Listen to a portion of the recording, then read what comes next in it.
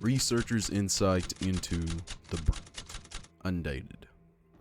Aside from having one head instead of two, the body of the thing, known amongst hunters as a brute, appeared strikingly similar to that of Ursa mortis at first. Both had the physiology to move exceptionally quickly, followed the scent of blood, damaged the eardrums of anyone within range of its deafening roar.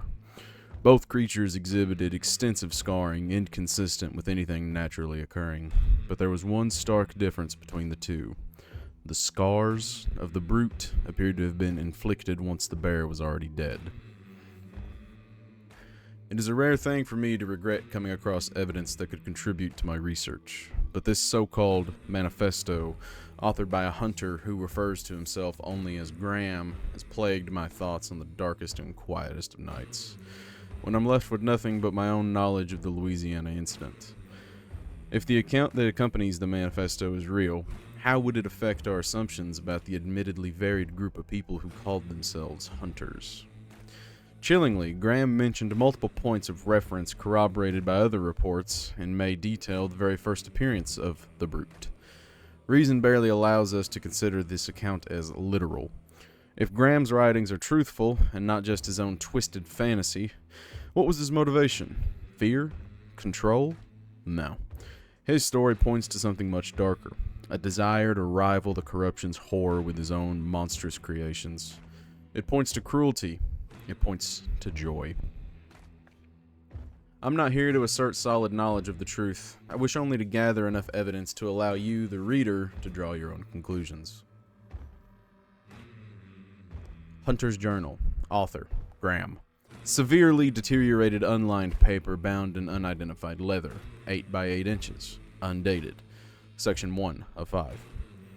I've seen a lot of things in these godforsaken swamps. Headless blasphemies that void their bowels of slime-drenched, sluggish leeches. A shrieking shadow that sends torrents of roaches down your nose and throat as it attempts to kill you. A gator whose eyes and mouth radiate with unnatural light that glows deep from within, blue as bloated, waterlogged corpse. But those ain't even the worst things. They're just the more obvious ones. Hunters far and wide will swap stories about the monsters of the corruption, and I can't help but notice that hardly anyone talks about the horrors of their own people. The ones who use the visceral chaos of these circumstances as camouflage to carry out their sickest visions, all tucked away from the judgment glares of society and the law. Examples, you ask? There's the man who clubbed his hunting partners to death while they slept because he wanted to dry their organs and feed them to the hungry patrons of the Lewis Saloon. The woman who set up all those dolls in Stillwater as an audience for the murders she committed with a mannequin arm. Or the woman who filleted a man alive, tearing his flesh into long, bloody strips, only to braid them into a rope to perform some sick ritual. Those are the real monsters. Far worse than what we hunt in the Bayou. It's important for us to understand, especially now, the difference between fact and fiction, and who better to record such happenings, these infected cysts burrowed beneath the flesh of history, than me. I'm one of the lost ones, after all, the ones that other hunters should fear more than any meathead. I've learned to embrace it. Section 2 of 5. I first met him when I was lying bear traps around a supply wagon. I used my lucky set for the job, and I was wearing the coat I had made from the first grizzly I ever caught. As I creaked the last trap open, like a glorious unhinged jaw, I heard it. Someone clearing their throat from behind a nearby bush. "Show yourself!" I demanded as I raised my rifle towards the sound, "or I'll work this lever on this thing hard enough to turn you into ground beef."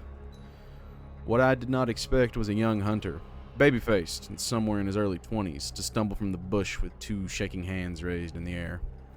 "Apologies, sir," the young man mumbled without looking me in the eye. "I've been following you since pitching. Admire your style. Admire your coat." "Yeah, and?" I noticed him eyeing the bear traps like they were bars of gold. "Your fingers itching for something that ain't yours?" His cheeks reddened. "No," he said. "Just maybe was wondering where you got that coat. My uncle wrestled a bear once, but it had a muzzle on, mittens, chained up in a saloon somewhere. He was able to pay to fight it." Did your uncle win? I asked. Nah, the young man shrugged. The bear knocked him out cold. He could only remember that it smelled terrible. I studied his sallow face, the dark circles beneath his eyes, the hungry indent in his cheeks. He had underestimated this world of hunters. I recognized, and would pay for it now. You want to partner up then? He lowered his hands with relief. Please, he said. I can't seem to cash in big no matter how hard I try. Section 3 of 5. If you want a coat of your own, I told him after we were off, you'll have to trap one yourself. This area's got black bears. I got my grizzly in Colorado. It took such effort to refrain from smiling like my face craved to, not to let my eyes shimmer with my own wickedness. I didn't want to spook the deer. A black bear, all right. The young man nodded eagerly. Okay, I can do that. Sure you can. I led him through a thicket into a small clearing, and I'll be there to help. He rambled as we made our way deeper into the trees about how as soon as he saw my coat complete with the head of the beast, he knew he'd found the missing element of his success for future hunts. It was intimidating, he insisted. It gave me an edge. There's one, I finally said, pointing to a large black bear with 3 cubs. The animals tore bits of flesh from a dead horse with their teeth. Get her. But it's a mama. Already his voice was laced with doubt. Surely there'll be another. I reached over to grab the meaty place where his neck met his shoulder. This is the one, I said as I handed him my machete. Leaving no room for other options in my tone, get it. Just one wound in the heart. Don't miss, or you'll ruin the coat. I'll give credit where it's due. He took her down the first try, and clean. Maybe he'd learned a few things out here after all. Now, I told him, as we sat trembling over the carcass, watching the cubs trip over their own feet as they fled in panic. Time to make your coat. Section 4 of 5. You know, I said just before we began, I've been a hunter since the beginning of all this.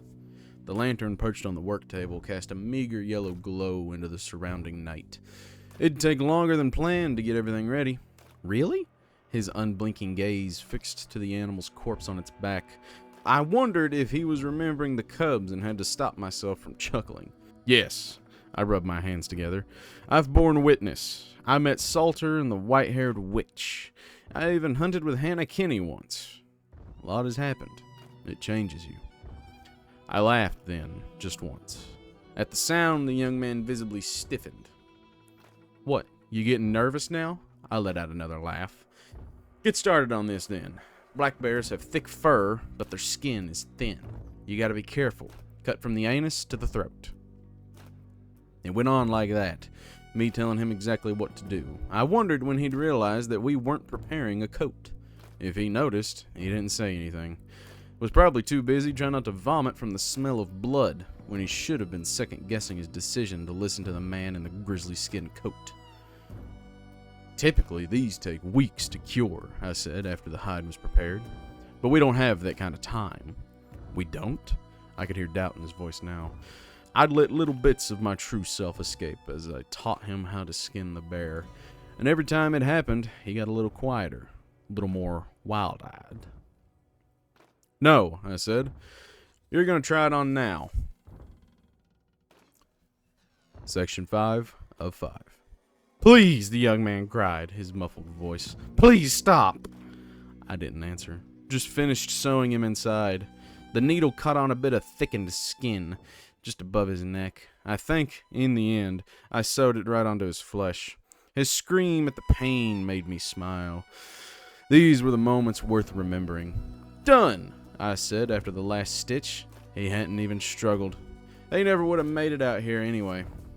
Now it's time for you to dance, baby bear. Please. His voice was weak through the animal's closed skin. I can't breathe. It sounds like there's something in here with me. That's just your mind playing tricks, I assured him, patting the bear's back. Now I want to see you dance.